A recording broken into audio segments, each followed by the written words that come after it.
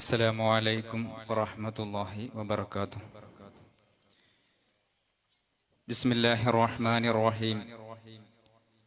الحمد لله رب العالمين والعاقبة للمتقين والصلاة والسلام على أشرف المخلوقين وعلى آله وصحبه أجمعين. أما بعد. സർവ്വാദരണീയരായ വേദിയിലിരിക്കുന്ന എൻ്റെ ഉസ്താദുമാരായ ഷാഫി ഉസ്താദ്, മുജീബ് ഉസ്താദ്, ഈ മദ്രസയിലെ സദർ ഉസ്താദ്, മറ്റു ഈ വേദിയിലും സദസ്സിലുമുള്ള മുഴുവൻ പണ്ഡിതന്മാരെ, മുഅ്മിനുകളെ, മുഅ്മിനാത്തുകൾ, അള്ളാഹുവിന്റെ മഹത്തായ അനുഗ്രഹത്താൽ വർഷങ്ങളായി ഈ മുണ്ടമ്പ്ര നാട്ടുകാർ സംഘടിപ്പിക്കുന്ന അഭിവന്യരായ ഉസ്താദിന്റെ ഖുർആൻ പ്രഭാഷണം ഞാൻ ഇന്നലെ പറഞ്ഞതുപോലെ തന്നെ നിങ്ങളെല്ലാവരും പ്രതീക്ഷിക്കുന്നത് ഉസ്താദിന്റെ പ്രസംഗമാണ് എന്നെനിക്ക് നല്ല ബോധ്യമുണ്ട്. അതുകൊണ്ട് അധികം നീട്ടുന്നില്ല.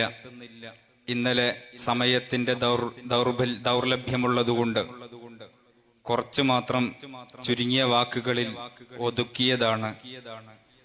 പ്രിയപ്പെട്ട സഹോദരന്മാരെ, ഞാൻ നിങ്ങളുടെ ശ്രദ്ധയിലേക്ക് ഒന്ന് രണ്ട് കാര്യങ്ങൾ മാത്രം സൂചിപ്പിച്ച് വാക്കുകൾ അവസാനിപ്പിക്കുകയാണ്. വന്യരായ ഉസ്താദ് അവറുകൾ വർഷങ്ങളായി ഖുർആൻ പ്രഭാഷണം ആരംഭിച്ചിട്ട് കേരളത്തിലുള്ള മുഴുവൻ പണ്ഡിതന്മാരും ഇങ്ങനെ ഖുർആൻ വിശദീകരിച്ചിട്ടും എന്തുകൊണ്ട് ഖുർആനിന്റെ ആശയങ്ങൾ തീരുന്നില്ല? എത്രയോ പ്രഭാഷകർ ഖുർആനിനെ വിശദീകരിച്ച് അതിന്റെ ആഴങ്ങളിലേക്ക് ഊളിയിട്ട് അതിനെ ചർവണം നടത്തി പ്രഭാഷണങ്ങൾ നടത്തുന്നു. മാത്രമല്ല, ഗ്രന്ഥലോകത്തേക്ക് നമ്മൾ ചിന്തിക്കുമ്പോൾ പതിനായിരക്കണക്കിന് ലക്ഷക്കണക്കിന് തഫ്സീറുകൾ വിശുദ്ധമായ ഖുർആനിനെ വിശദീകരിച്ചുകൊണ്ട് എഴുതപ്പെട്ടിട്ടുണ്ട്.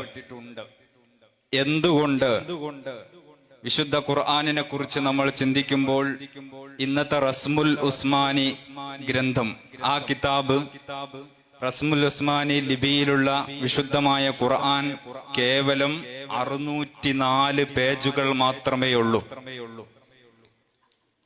അതുപോലെ തന്നെ കേവലം 114 സൂറത്തുകളുള്ള ഖുർആൻ.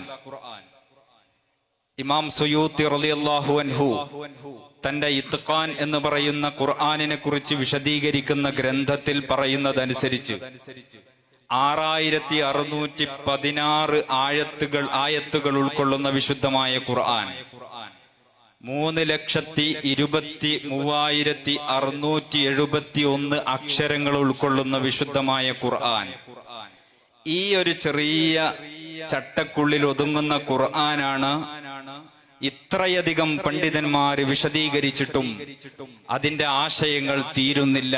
എന്തുകൊണ്ട്?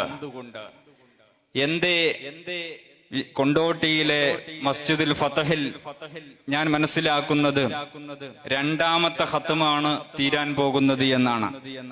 അവിടെ പ്രഭാഷണം കേൾക്കുന്ന ആളുകൾ ഖുർആൻ മുഴുവനായി കേട്ടിട്ടും 2ാമത് ആവർത്തിച്ചു കേട്ടിട്ടും എന്തേ ആവർത്തന വിരസത തോന്നാത്തത്? അതാണ് വിശുദ്ധമായ ഖുർആൻ എന്ന് പറയുന്ന ഗ്രന്ഥം. ഞാൻ നിങ്ങളുടെ ശ്രദ്ധയിലേക്ക് ഓർമ്മപ്പെടുത്തുകയാണ്. അല്ലാഹു സുബ്ഹാനഹു വ തആല പഠിപ്പിക്കുന്നു, നമ്മളെല്ലാവരും സൂറത്തുൽ കഹ്ഫിലൂടെ ഓതുന്നുണ്ട്.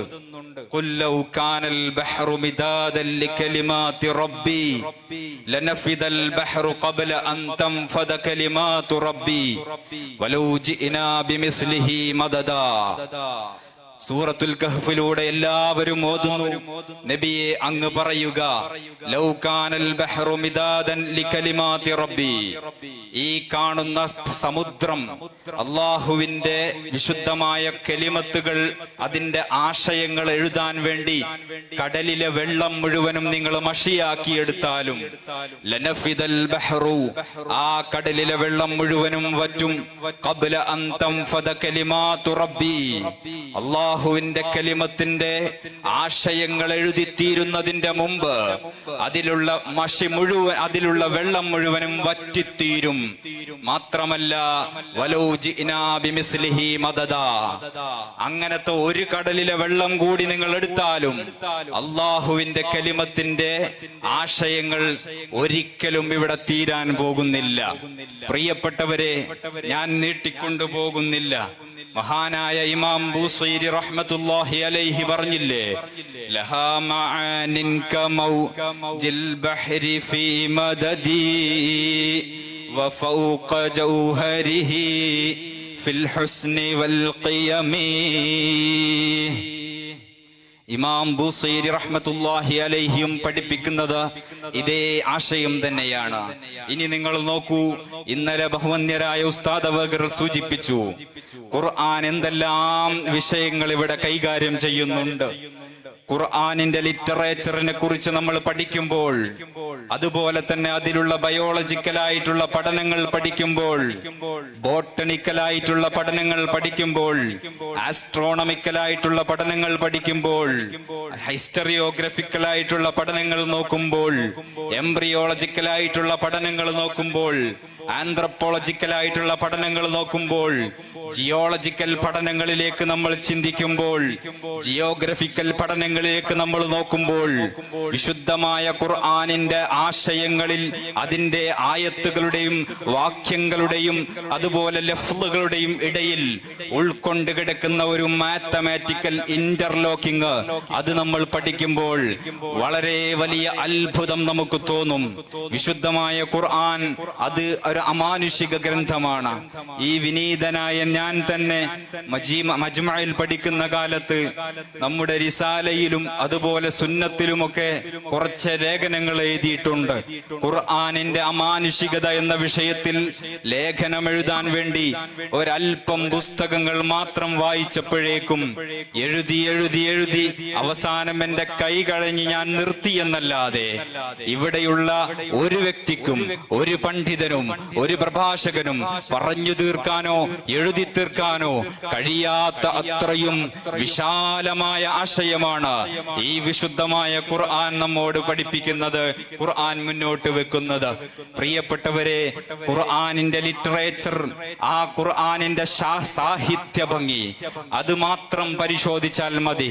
ഖുർആൻ അവതരിച്ച കാലത്ത് പ്രിയപ്പെട്ടവരെ, അന്നത്തെ മക്കയിലെ പ്രമുഖരായ കവികളെ മുഴുവനും ഇരുത്തി ചിന്തിപ്പിച്ചു. അതിനെക്കുറിച്ച് പലതും പറഞ്ഞു. ഇത് കവിതയാണെന്ന് പറഞ്ഞു, അത് കിഹാനത്താണെന്ന് പറഞ്ഞു, ആഭിചാരമാണെന്ന് പറഞ്ഞു, മന്ത്രവാദമാണെന്ന് പറഞ്ഞു, പലതും പറഞ്ഞു നോക്കിയിട്ടും നിങ്ങൾക്കറിയാം, ചരിത്രത്തിൽ നമ്മൾ പഠിക്കുമ്പോൾ ഉത്ബത്ത് ഇബ്നു റബീഅ എന്ന് പറയുന്ന ഒരു വ്യക്തിയെ ആ മക്കയിലെ ആളുകൾ ഒരിക്കൽ മുത്തുനബിയുടെ അടുക്കലേക്ക് പറഞ്ഞയക്കുകയാണ്. എന്തിനു വേണ്ടി?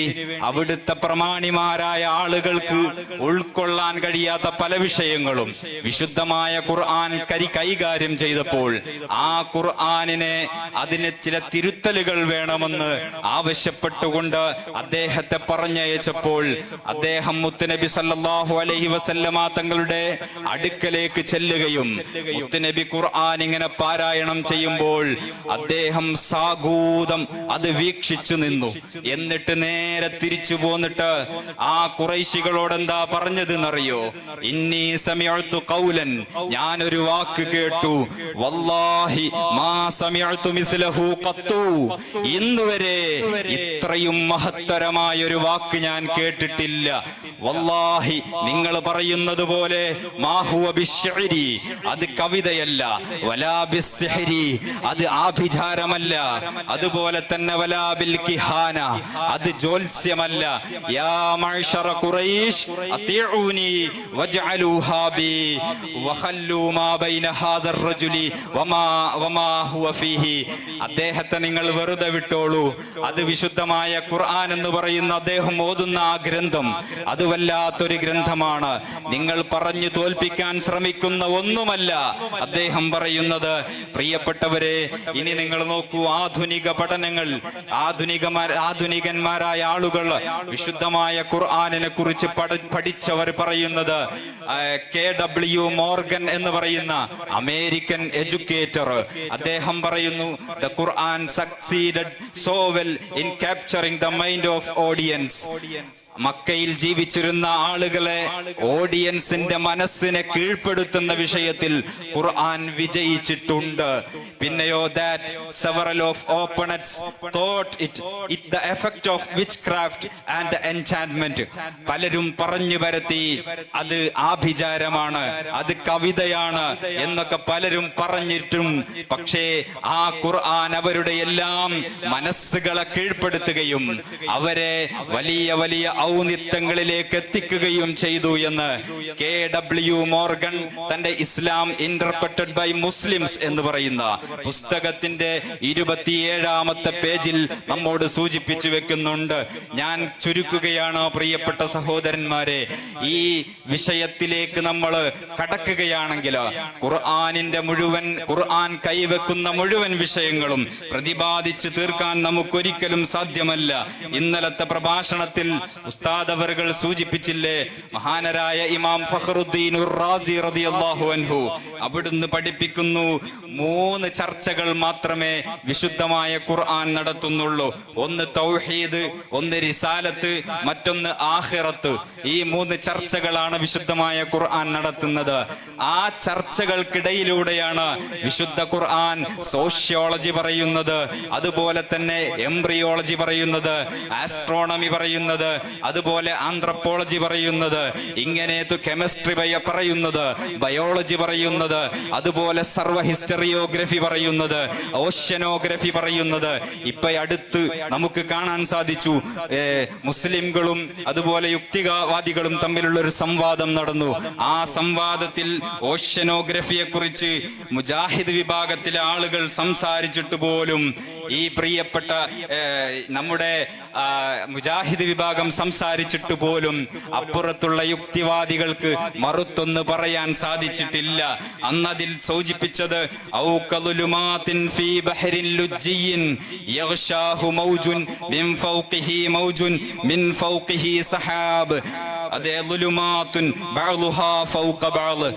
കടലിന്റെ ആഴക്കടലിൽ നമുക്ക് നമ്മുടെ കരങ്ങൾ പുറത്തെടുത്താൽ പോലും കാണാത്ത അത്രയും കൂരിരുട്ടാണ് എന്ന് അവരുടെ മുമ്പിൽ സമർത്ഥിച്ചപ്പോൾ അതിനാധുനിക ശാസ്ത്രത്തിന്റെ പഠനം മുന്നോട്ട് വെച്ചു. പ്രിയപ്പെട്ടവരെ, 200 മീറ്റർ അകലേക്ക് ആഴത്തിലേക്ക് നമ്മൾ കടലിന്റെ ആഴത്തെ കുറിച്ച് പഠിക്കുമ്പോൾ ഓഷ്യനോഗ്രഫിയുടെ പഠനം പഠിപ്പിക്കുന്നത് എപ്പിപിലാജിക് സോൺ എന്നാണ് പറയുന്നത്. 200 മീറ്റർ താഴേക്ക് സൺലൈറ്റ് സോൺ എന്ന് പറയും. എന്ന് പറഞ്ഞാൽ സൂര്യപ്രകാശം കാണാവുന്ന വിധത്തിൽ 200 മീറ്റർ അകലെ എപ്പിപിലാജിക് സോൺ ആണ്. അതുപോലെ അങ്ങ് കഴിഞ്ഞാൽ പിന്നെ 1000 മീറ്റർ വരെ അങ്ങോട്ട് മിസോപിലാജിക് സോൺ ആണ്, അഥവാ ട്വൈലൈറ്റ് സോൺ എന്ന് പറയും. സന്ധ്യാസമയത്ത് കാണുന്ന ചെറിയ നേരിയ വെളിച്ചത്തോടുകൂടിയുള്ള ഇരുട്ട്, അതാണ് 1000 മീറ്റർ താഴേക്ക്. പിന്നെ അവിടുന്ന് അങ്ങോട്ട് 4000 മീറ്റർ താഴേക്ക് നമ്മൾ കാണുന്നത് ബാത്തിപിലാജിക് സോൺ ആണ്, അഥവാ മിഡ് നൈറ്റ് സോൺ എന്ന് പറയും. അർദ്ധരാത്രിയിൽ എത്രത്തോളം ഇരുട്ടുണ്ടോ അത്രയും ഗാഢമായ ഇരുട്ട് കടലിന്റെ അടിയിൽ അടിയിൽ നമുക്ക് കാണാമെന്ന് ആധുനിക ശാസ്ത്രം ഓഷ്യനോഗ്രഫി നമ്മോട് പഠിപ്പിക്കുന്നു.